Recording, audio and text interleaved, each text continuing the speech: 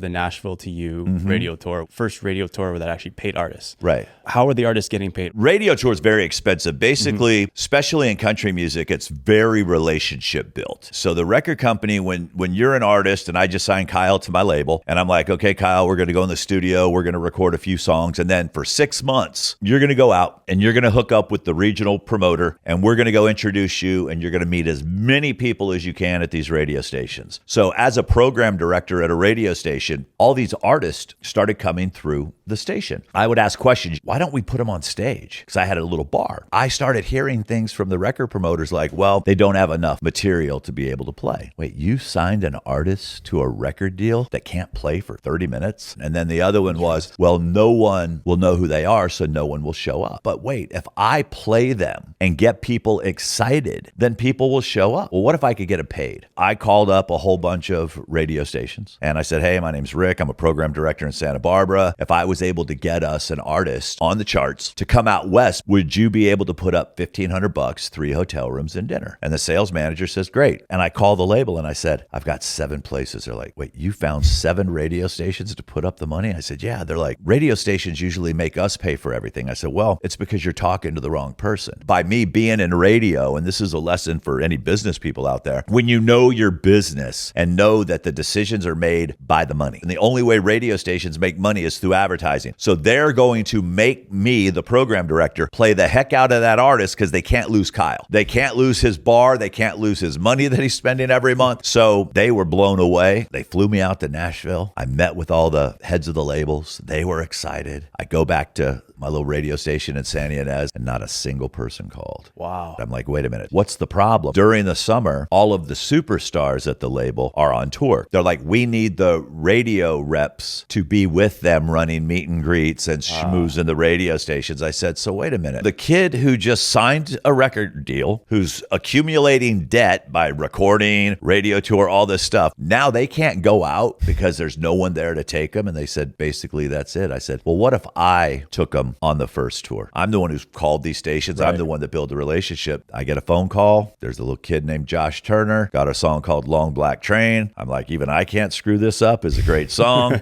He ended up being the first artist that we took out, and word got back in Nashville that all the artists started talking to each other. And the next thing you know, I'm working with Little Big Town and Sugarland and all these bands that went on to win Grammys early on in the 2000s. When they first started, they were part of that Nashville to You radio tour, and that's what put me on the radar of Scott Borchetta.